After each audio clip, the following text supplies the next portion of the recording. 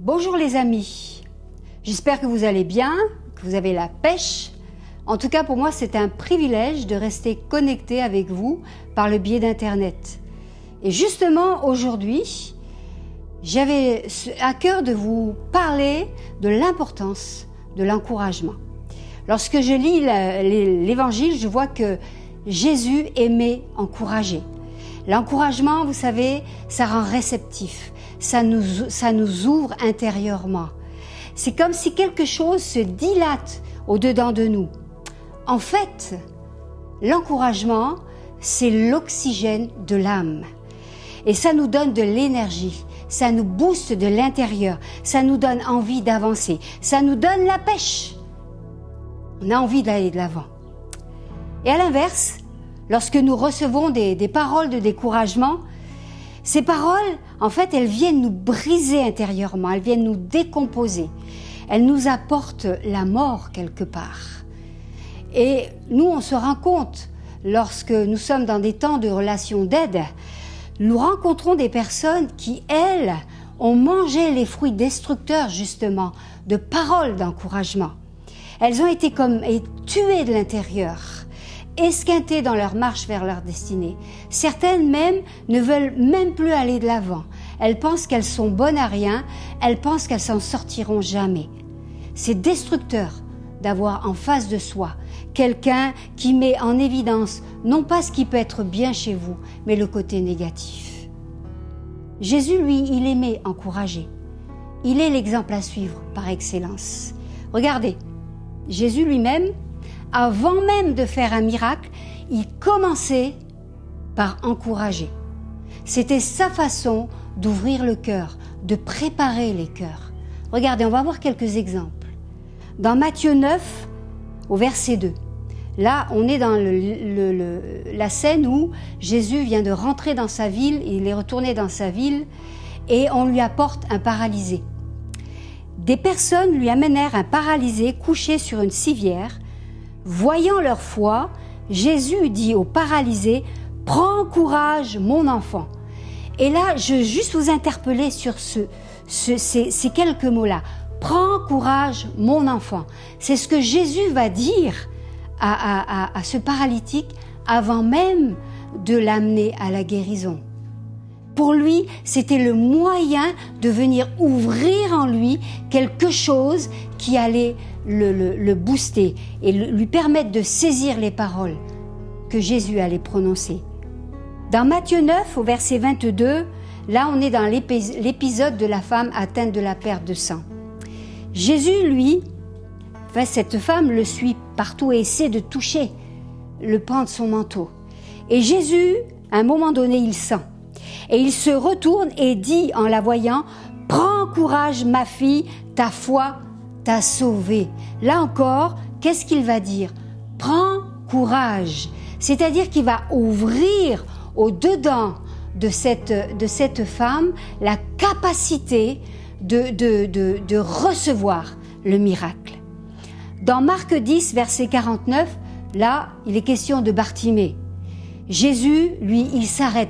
Alors que la foule crie, il y a tellement de personnes qui crient autour de lui, mais il entend le cri de Bartimée. Alors il s'arrête et il dit « Appelez-le ».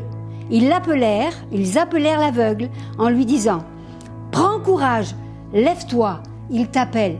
Là encore, on va lui dire « Prends courage ». Et cette parole-là va aussi ouvrir dans la personne, à l'intérieur de cet aveugle, cette capacité de sauter de l'avant et d'aller chercher son miracle. Mes amis, pourquoi Jésus aimait encourager les gens?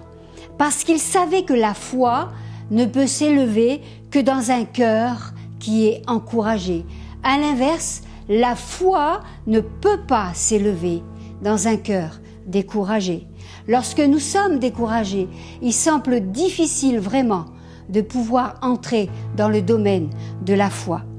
Et là, pourtant, très souvent, on en a besoin. Les uns les autres, on peut faire un petit peu le point sur notre vie et on réalise que bien souvent, on a besoin d'avoir un cœur gonflé par la foi.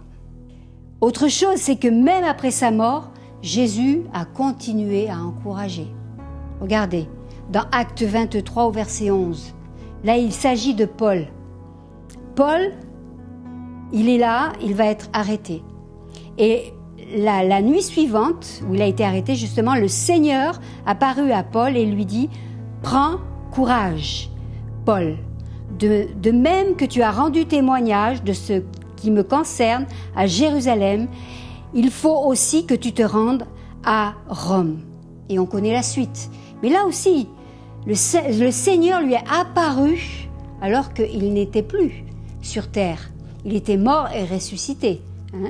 Mais il lui a apparu pour l'encourager. Et il lui a dit, prends courage, parce que ce que tu as rendu témoignage de ce qui me concerne à Jérusalem, il faut que tu continues à Rome.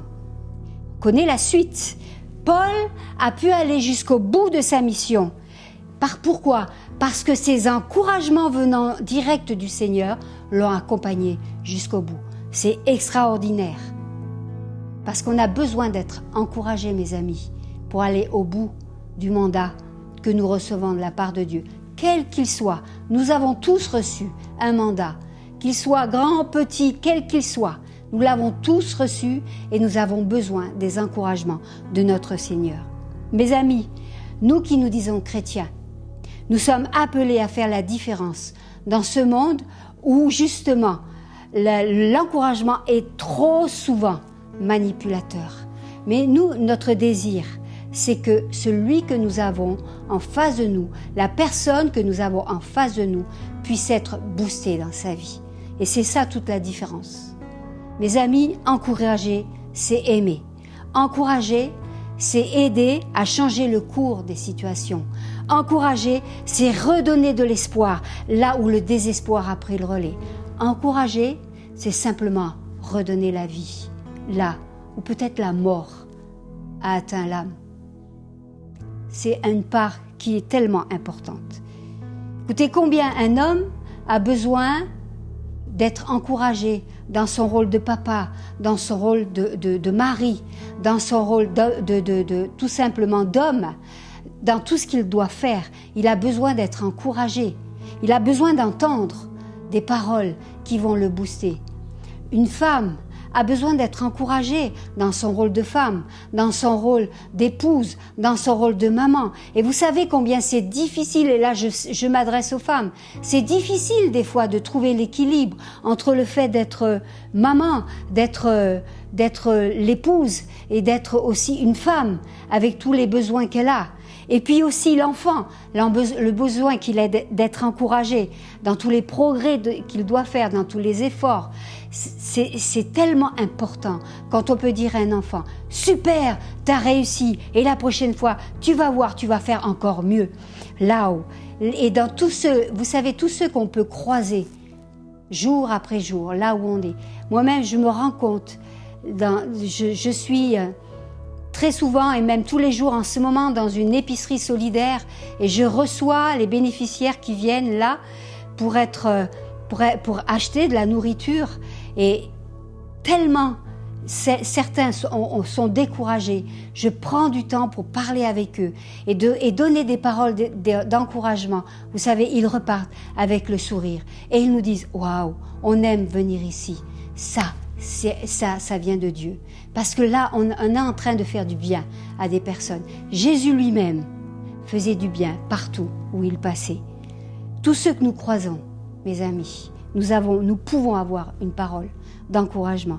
Trop souvent, nous retenons les paroles d'encouragement. Mais maintenant, je vais vous dire quelque chose, mes amis. Écoutez bien ça. Toutes les paroles d'encouragement que nous avons, elles ne viennent pas de nous.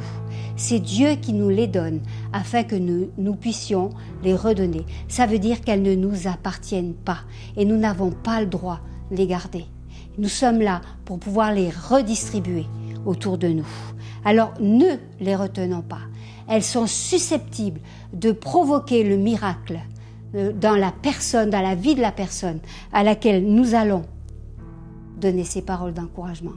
Oui, les paroles d'encouragement ouvrent très souvent la porte au miraculeux. Allez, On devient des super encourageurs. On continue de s'attacher à la parole. On chérit l'Esprit de Dieu en nous et on va plus loin. Et surtout, n'oubliez pas de vous abonner et de nous suivre sur la chaîne YouTube Église Novation officielle. Chaque jour, vous pouvez avoir une capsule qui viendra fortifier votre vie et vous encourager. Soyez bénis les amis.